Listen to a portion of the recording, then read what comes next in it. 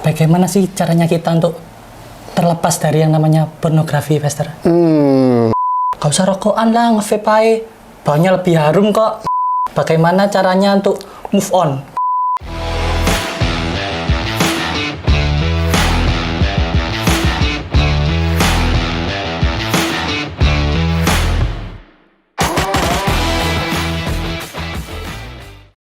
Shalom Elohimers, kembali lagi di program Point of View, di mana pertanyaan-pertanyaan sulit kalian akan dijawab oleh Pastor.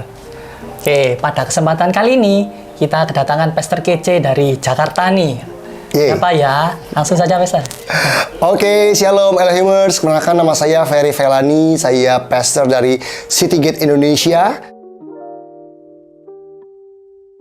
Dan saya tinggalnya di Jakarta, dan hari ini diminta untuk menjawab pertanyaan-pertanyaan kece dari teman-teman Elohimers yang ada di sini ya. Iya. Benar sekali. Oke, langsung saja dari berbagai macam pertanyaan dari Elohimers, kita kurang ada 5 nih, Pastor. Waduh, jangan susah ya. Iya, Pastor. Gampang-gampang aja ya. Ringan-ringan saja, Pastor.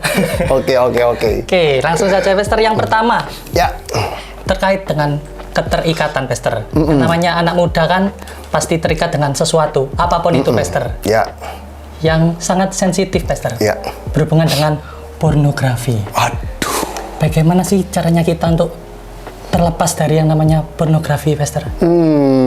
Bagaimana caranya kita anak muda Kristen bisa lepas dari pornografi? Oke, teman-teman, yang namanya lepas dari pornografi itu harus saya akui nggak mudah. Ya. Kenapa?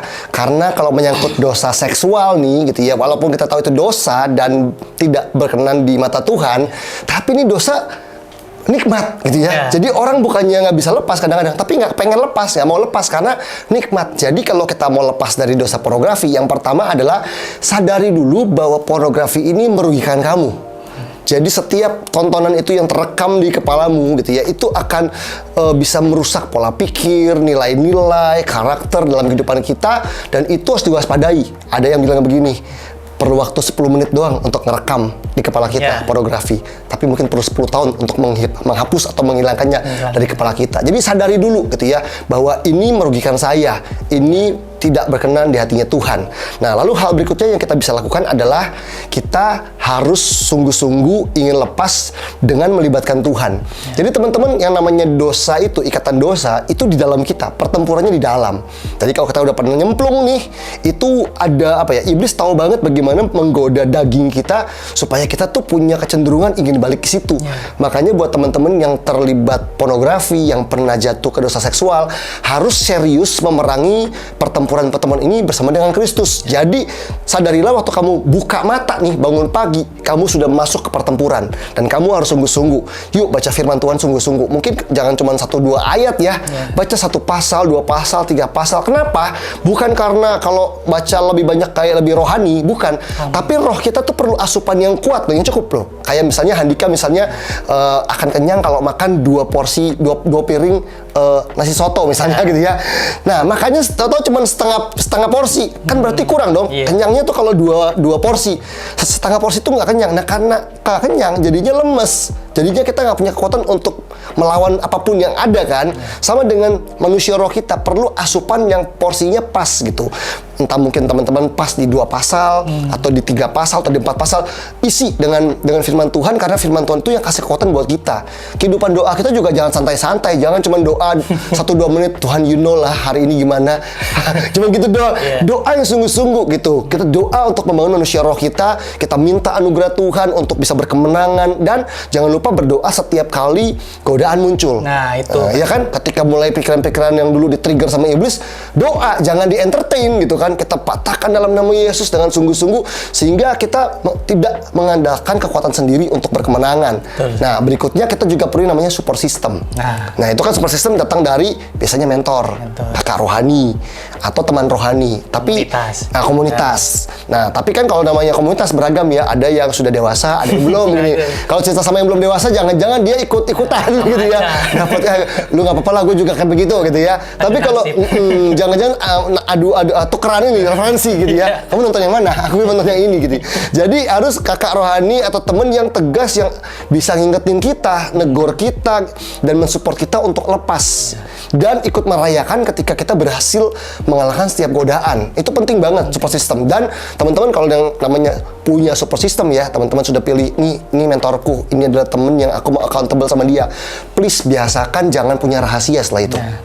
Jangan punya mentor cuman formalitas, tapi ketika kita mau jatuh atau kita jatuh kita nggak cerita. Padahal tujuannya adalah dia untuk nolong kita di area-area itu loh gitu.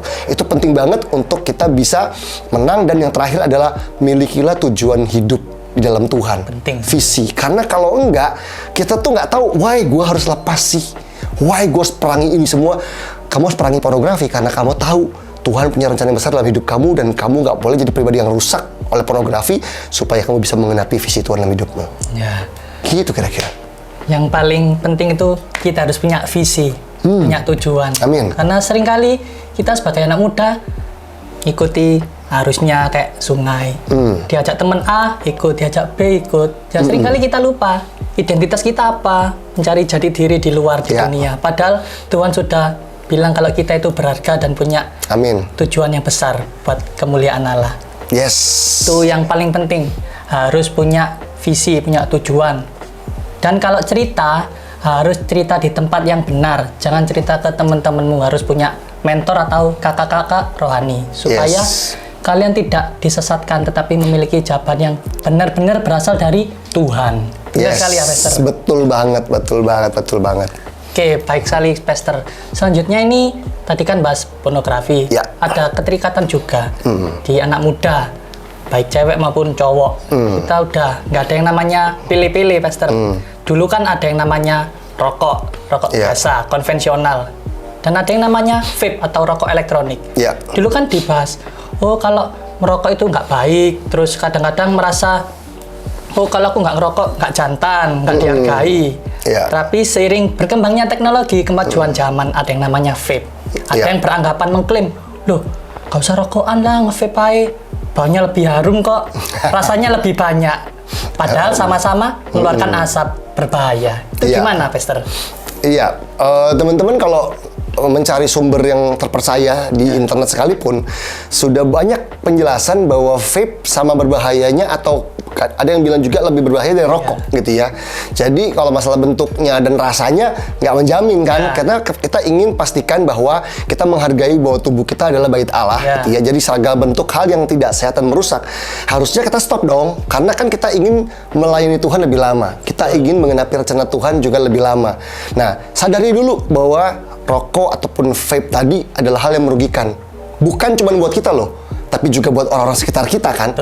Tapi mungkin orang bilang gini, buktinya temenku ngerokok nggak apa-apa tuh, katanya orang kena kanker ini, kena sakit paru-paru, dia enggak. Teman-teman, jangan cuma ambil sampel yang selamat gitu ya. Lihat deh betapa merugikannya orang-orang yang sampai nggak selamat karena penyakit-penyakit yang disebabkan karena racun-racun dari asap rokok atau vape atau hal lain bahkan ya. Itu banyak banget, bukan diri sendiri tapi orang-orang sekitarnya. Ada yang istrinya, ada yang anaknya, orang tuanya yang kena asap itu juga ikut dirugikan. Nah, kita kan anak Tuhan dipanggil jadi berkat ya buat orang lain gitu ya. Paling enggak gitu ya, kalau kita belum bisa jadi berkat yang gimana ya, mungkin buat orang tua kita, aduh aku masih sekolah, masih kuliah, belum bisa jadi berkat buat orang tua kita. Paling enggak kita nggak merugikan diri sendiri dan orang lain gitu ya. Karena teman-teman yang namanya vape gitu ya, atau rokok, penyakit itu juga nggak langsung muncul sih gitu. Dia munculnya di masa depan gitu kan. Tapi biasakan kalau kita ngerti prinsip firman Tuhan, selalu tabur apa yang baik dan yang benar di hidup kita.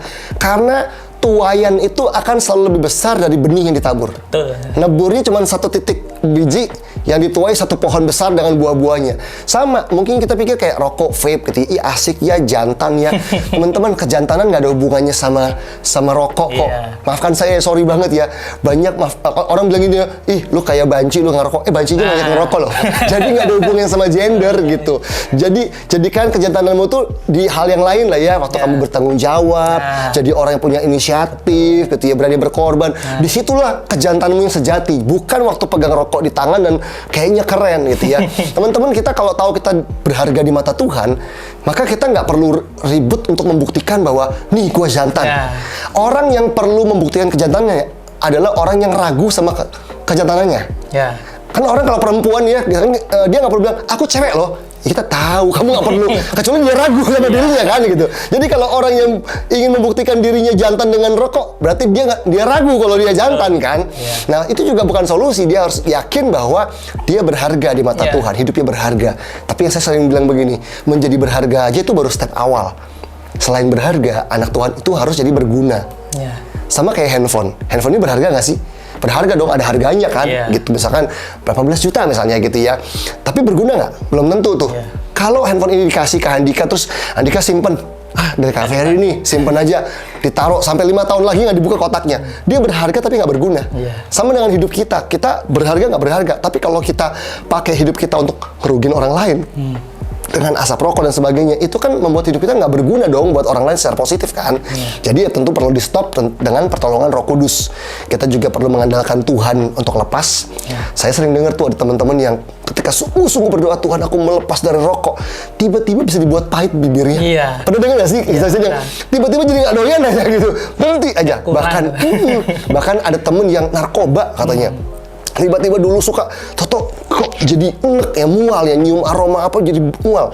Nah, Tuhan bisa bekerja asal kita sungguh-sungguh. Makanya firman Tuhan pernah bilang gini kan, mata Tuhan menjelajah seluruh bumi. Itu 2 Tawari 16 ayat 9 ya.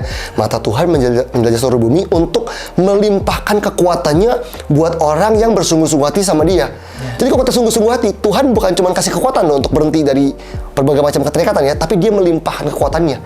Supaya kita bisa berhenti dari tadi rokok dan vape, dan tentunya again ini nggak pernah ketinggalan ya, perlu support system gitu ya. Support system itu penting banget gitu ya, untuk jadi pengingat buat kita bahwa hey bro gitu ya, katanya mas stop gitu ya. Jadi itu ada orang-orang yang ngedukung, karena kalau kita salah nggak punya support system, kita punya teman-teman justru yang jerumusin, mereka akan bilang masa gitu aja, udah sekali aja nggak apa-apa gitu. Jadi kita kalah gitu sama tekanan dari teman-teman yang ada. Jadi pastikan kita menjauh dari lingkungan yang jelek dulu, kita merapat sama lingkungan yang baik supaya kita disupport untuk bisa berkemenangan di area masalah rokok dan vape tadi. Ini terkait dengan apa, pembuktian ya, kalau cowok sama cewek itu dibilang jantan atau feminim atau enggak. Ya saya itu teringat sama kisah Tuhan Yesus ketika berpuasa. Kan secara manusia kan itu daging kan bisa ikut dicobai iblis, disuruh ubah batu jadi roti, disuruh bahkan turun dari hubungan tinggi. Itu kan kita seringkali dihadapkan kayak gitu. Buktikan kalau, loh apa buktinya loh, padahal nggak usah dibuktikan, kita itu sudah berharga. Betul. Jadi seringkali kita harus punya apa ya, punya dasar yang kuat supaya ketika ada pertanyaan-pertanyaan seperti itu kita bisa menjawab dengan berani. Betul kita punya jawaban, tapi kalau kita nggak berani, sama saja kita nggak bisa melawan apa yang mereka sampaikan untuk kita. Ingat, kembali lagi harus punya mentor, punya kakak rohani supaya kita tetap berada di dalam lindungan Tuhan. Kita perlu mengenali dulu dengan jujur apa yang terjadi di hidup kita di masa lalu. Berani ngaku nggak? Coba kalau kita bersukacitalah dengan orang bersukacita, menangislah dengan orang menangis. Jadi orang itu kalau mentalnya sehat, upgrade diri dan do your best. Ada banyak orang yang yang iri sama temennya karena dia nggak kasih yang terbaik. Temenmu rankingnya bagus, nilainya bagus.